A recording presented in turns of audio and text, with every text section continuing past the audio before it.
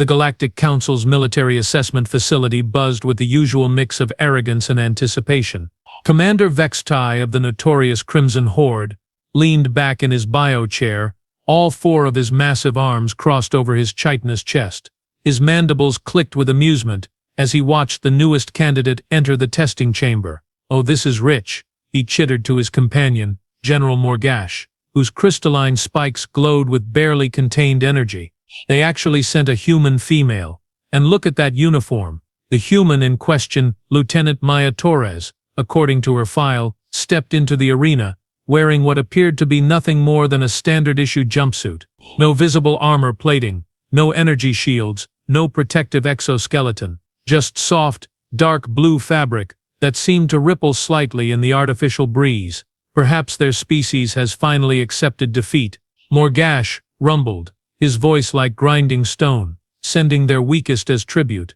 The other alien observers erupted in laughter. The Zephyrian delegates fluttered their wing membranes in what passed for mirth among their kind, while the hulking Gorath warriors stomped their feet in appreciation of the joke. Maya Torres, however, seemed utterly unbothered by the mockery. She stood in the center of the testing arena, arms at her sides, expression calm. Almost bored? That couldn't be right.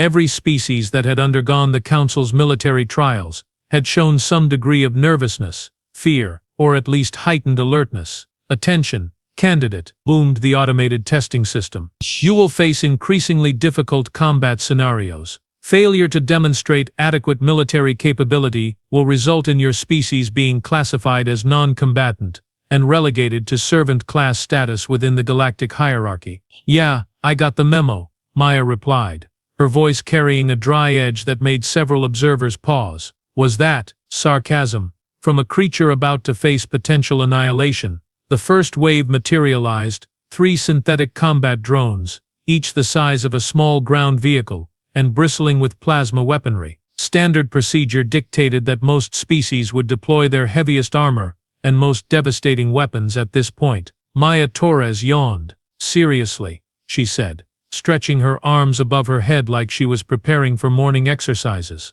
"This is what passes for a challenge in the great and mighty Galactic Council. I've seen more intimidating training dummies." Commander Vexta's mandibles stopped clicking. That was definitely sarcasm. And was she actually insulting the testing protocol? The drones opened fire, sending searing bolts of plasma streaking toward the human. Any reasonable being would have been reduced to ash in milliseconds. Instead, something impossible happened. The plasma bolt struck Maya's uniform and simply stopped. The fabric didn't burn, didn't tear, didn't even warm up. The energy dissipated harmlessly, leaving not so much as a scorch mark on the dark blue material. "Huh," Maya said, looking down at herself with mock surprise. "Would you look at that? Still not dead. What a shocking turn of events." The arena fell silent, except for the confused whirring of the combat drones, which were frantically recalibrating their targeting systems. "What kind of armor is that?" whispered Morgash, his crystalline spikes dimming as his confidence wavered. "It looks like fabric," Vexta replied, but his voice had lost its earlier mirth. "Soft, flexible fabric." Maya started walking toward the drones with the casual gait of someone heading to the grocery store. "You know," she said, conversationally, "I really should thank you all for this opportunity. It's been ages since I had a chance to field test the new gear." One of the drones, apparently deciding that more firepower was needed, switched to its heavy plasma cannon. The weapon charged with an ominous whine that usually sent enemy forces scrambling for cover. Maya stopped walking and turned to face the observation deck. "Hey, quick question before we continue," she called out, cupping her hands around her mouth. "Do you guys have insurance for this facility? Because things are about to get a bit messy." The plasma cannon fired, unleashing a beam of concentrated energy that could melt through battleship hull plating. It struck Maya's center mass, creating a blinding flash that forced every observer to shield their eyes. When the light faded, Maya Torres stood exactly where she had been, completely unharmed. Her uniform hadn't even wrinkled. "Okay, my turn," she said cheerfully. What happened next would haunt the nightmares of every alien present for the rest of their considerably shortened lives. Maya reached behind her back with casual ease, and withdrew what appeared to be a simple metal rod. about the length of her forearm. She gave it a gentle shake, and it expanded into something that made Commander Vextable's blood run cold. It was a weapon, but not like anything in the Galactic Registry. The device hummed with barely contained energy, its surface covered in what looked like human writing, but the symbols seemed to shift and change when observed directly. "Meet my little friend," Maya said, hefting the weapon with the ease of long familiarity. "We call her the Negotiator. She's very good at settling disputes." The first drone barely had time to register the threat before Maya fired. The beam that erupted from her weapon wasn't the crude, flashy plasma most species favored. This was something else entirely. Oh, lance. A lance of pure destruction that punched through the drone's armor like it was made of paper. But here's where things got really interesting. The drone didn't just explode. It ceased to exist. One moment it was there, the next it was simply gone. No debris, no energy discharge, no dramatic fireball. Just empty space where several tons of military hardware had been standing. "Oops," Maya said, examining her weapon with exaggerated concern. "I think I had it set to delete.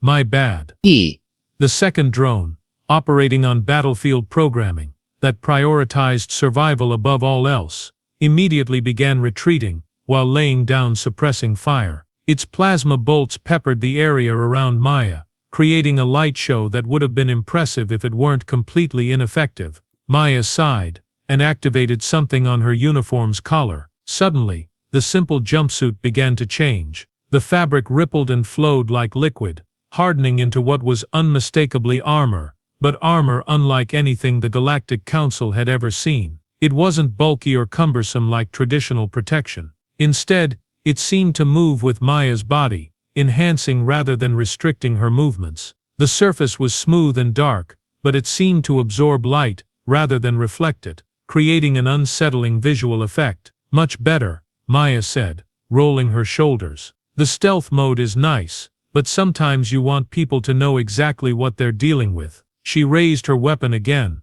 but this time she didn't fire immediately. Instead, she appeared to be taking careful aim, like a hunter lining up a particularly challenging shot. "Now, where were we?" she mused. "Oh, right, you were shooting at me ineffectively."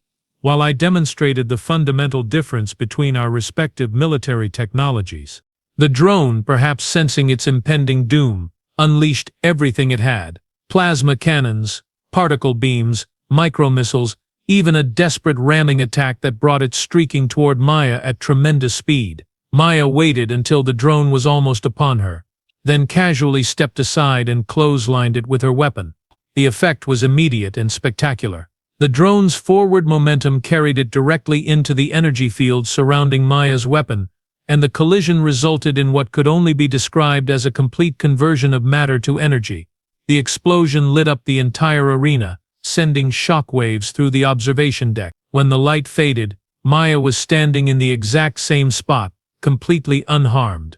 The third drone, apparently possessed of more intelligence than its predecessors, had wisely shut down and was playing dead in the corner. "Smart choice," Maya called out to it. "Survival instinct is an admirable trait." She turned back to the observation deck, where the assembled alien representatives sat in stunned silence. Several were openly staring, their various sensory organs wide with disbelief. Others were frantically consulting their tactical databases, trying to find some reference point for what they had just witnessed. "So," Maya said, her voice carrying easily across the arena, "is this the part where we move on to the next test? Because I have to say, if this is the best the Galactic Council can manage, I'm starting to understand why humans weren't particularly impressed with your invitation to join." Commander Vexter found his voice first, though it came out as more of a croak than his usual confident boom. What are you?" Maya tilted her head with mock confusion. "I'm sorry. Did you miss the briefing? I'm Lieutenant Maya Torres, Human Colonial Defense Force. I thought that was pretty clearly established when I walked in here. But your uniform," Morgash stammered, his crystalline spikes flickering rapidly. "It looked like simple fabric, soft, unprotected." "Oh, this old thing." Maya looked down at her armor, which had returned to its innocuous jumpsuit appearance. "Yeah, that's kind of the point. We call it adaptive camouflage. It reads the local threat assessment and adjusts accordingly. Since your initial scans probably registered it as harmless civilian clothing, it stayed in stealth mode. She paused for effect, then added with a grin that was all teeth. But once the shooting started, well, it decided you might need to see what you were really dealing with. The implications of this statement hit the observers like a physical blow. If human military technology could disguise itself as civilian clothing, how many other harmless humans were actually walking weapons? This is impossible, Vexter protested. No species achieves this level of technological advancement without going through the standard developmental phases. Where are your crude kinetic weapons? Your primitive armor plating? Your clumsy energy shields? Maya's expression shifted to something that might have been pity if it weren't so condescending. "Oh, you sweet summer child," she said. "You really think we'd show you our obsolete technology first? What would be the point of that?" The arena's automated system, apparently recovering from its confusion, announced the next phase. Initiating Level 2 combat assessment. Deploying advanced tactical units. The chamber filled with new threats, a squad of heavy assault mechs, each one larger than the previous drones, and equipped with enough firepower to level a city block. Their targeting systems locked onto Maya immediately, and their weapon arrays began spinning up to full power. Maya looked around at the impressive display of destructive potential and burst out laughing. "Oh, this is precious," she gasped, between chuckles.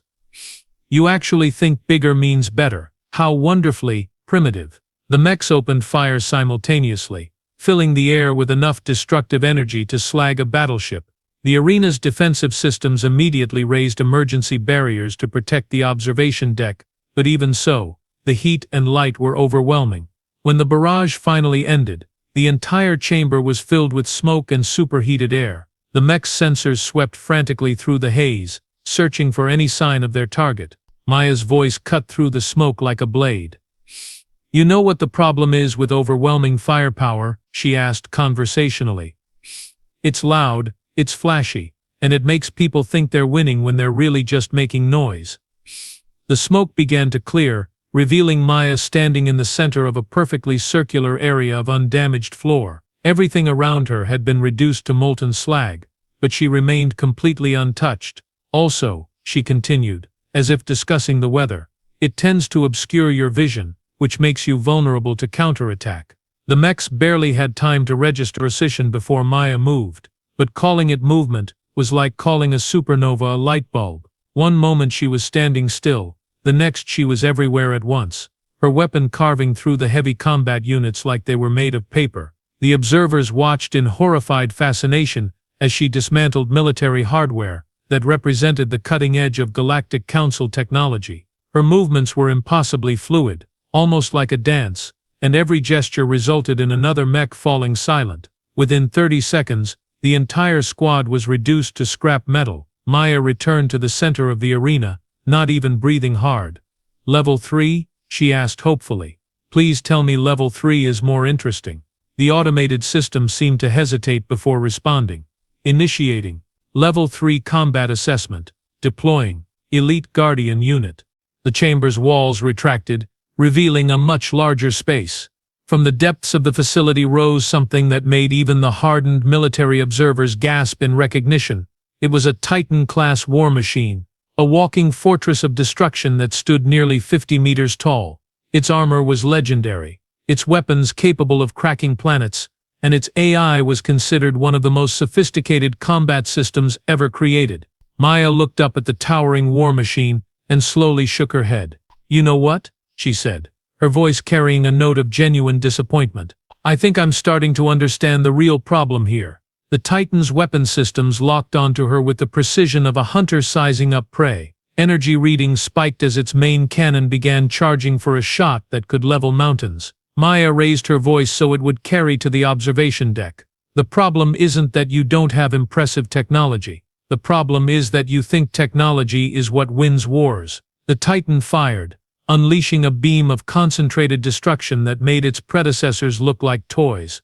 The energy discharge was so intense that it temporarily overloaded the arena's recording systems. But when the light faded and the systems came back online, Maya Torres was still standing there, completely unharmed. "You want to know what really wins wars?" she asked. her voice now carrying an edge that made several observers instinctively step back. She reached up to her collar again, and this time her uniform underwent a complete transformation. The simple jumpsuit dissolved, revealing armor that seemed to be made of living shadow and starlight. It moved with her breathing, pulsed with her heartbeat, and somehow managed to look both beautiful and absolutely terrifying. "It's not the size of your guns," Maya continued, her weapon beginning to emit a low, ominous hum. "It's not the thickness of your armor. It's not even the sophistication of your AI." The Titan, apparently recognizing a genuine threat for the first time in its existence, began backing away while continuing to fire. Its shots were more frantic now, less precise, driven by something that might have been feared if machines could feel such things. Maya started walking toward the retreating war machine, each step deliberate and measured. "What wins wars," she said, her voice now carrying over the sound of weapons fire, "is being willing to do whatever it takes to protect the people you care about." She raised her weapon, and for the first time the observers could see what it really was. Not just a tool of destruction, but something that seemed to bend reality around itself, creating visual distortions that hurt to look at directly. And humans, my dear alien friends, are very, very good at protecting the people we care about. The Titan's main cannon fired again, this time at point-blank range. The energy discharge was enough to vaporize everything within a kilometer radius. Maya walked through the beam like it was morning mist. "Our turn," she said quietly. What happened next would be recorded in Galactic Council archives as the Torres incident.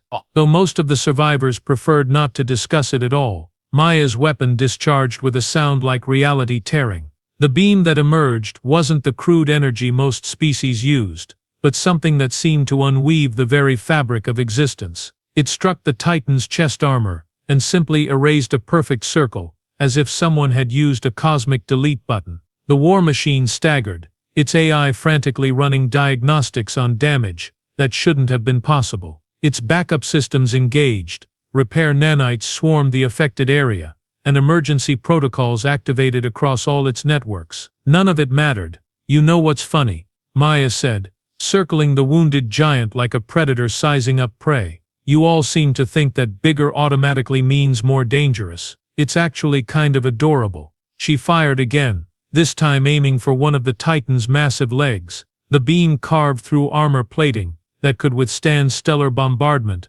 severing the limb completely. The war machine crashed to one knee, its weight shaking the entire facility. Humans learned a long time ago that the biggest target is usually the easiest to hit. Maya continued conversationally. "We also learned that sometimes the most effective weapon isn't the one that makes the biggest explosion." Commander Vextai found himself gripping his chair with all four arms. His earlier confidence completely evaporated. "This is impossible," he whispered. "The Titan-class units are undefeatable. They've never lost a single engagement." Maya apparently heard him, because she turned toward the observation deck with that same disturbing grin. "Oh, you sweet naive little bug person. You really think this is your best? This lumbering monument to over-engineering?" The Titan attempted to bring its remaining weapons to bear, but Maya was already moving again. This time, however, the observers could see something that made their various circulatory systems run cold. She wasn't just moving fast, she was moving through space in ways that violated several fundamental laws of physics. One moment she was in front of the war machine, the next she was behind it, then above it, then somehow inside its defensive perimeter without having traveled the distance in between. "The thing about human military doctrine," Maya said, her voice now coming from directly beside the Titan's head, "is that we don't believe in fair fights. If we're fighting, it means diplomacy has failed, which means someone threatens something we care about." She placed her hand against the war machine's armored skull, and the metal began to glow white-hot under her touch. "And when someone threatens what we care about, we don't just want to win, we want to make sure they never, ever make that mistake again." The Titan's head exploded in a shower of molten metal and fried circuitry. The massive body swayed for a moment, then toppled backward with a crash that registered on seismic sensors 3 levels down. Maya landed gracefully on the arena floor, and brushed imaginary dust off her hands. "Level 4? She asked, hopefully. The automated system's response came after a long pause. Level 4 requires authorization from the High Command." Oh, come on, Maya groaned, throwing her hands up in exasperation. You bring me all the way out here, make me sit through your little presentation about galactic hierarchy and military assessments, and then you run out of toys to play with. She turned to face the observation deck directly, and several aliens instinctively ducked behind their seats. Seriously, people, I cleared my entire afternoon for this. The least you could do is provide adequate entertainment. General Morgash, his crystalline spikes now flickering erratically with what appeared to be panic, managed to find his voice. What do you want from us? Maya's expression shifted to something that might have been genuine surprise. Want from you? I don't want anything from you. You're the ones who sent the invitation, remember. Big fancy hologram, lots of dramatic music, threats about how humanity needed to prove its worth or be relegated to servant status. She began walking toward the observation deck, her movements casual, but somehow deeply unsettling. We were perfectly happy minding our own business in our little corner of the galaxy, growing food, building cities, having the occasional philosophical debate about whether artificial intelligence counts as life. The reinforced barrier between the arena and observation deck began to glow as Maya approached, its defensive systems automatically activating in response to her presence. But no, she continued, her voice gaining a sharper edge, you had to go and threaten us, had to make it clear that submission was our only option, had to wave your big scary war machines around and explain how resistance was futile. She reached out and touched the barrier with one finger. The energy field, designed to withstand anything short of a direct hit from a battleship's main guns, flickered and died. Here's the thing about humans that you clearly didn't research very thoroughly, Maya said, stepping through the now defunct barrier. We have this really annoying habit of refusing to accept that anything is impossible. The observation deck erupted in panic. Aliens of every description began scrambling for the exits, their various forms of locomotion creating a chaotic stampede. But Maya wasn't interested in the fleeing masses. Instead, she walked directly to where Commander Vextai and General Morgash sat frozen in their chairs, too shocked to move. So here's what's going to happen, she said, settling into an empty chair between them, with the casual ease of someone joining friends for coffee. You're going to send a message to your high command. You're going to tell them that humanity respectfully declines their generous offer of servant status. Vextai's mandibles clicked frantically.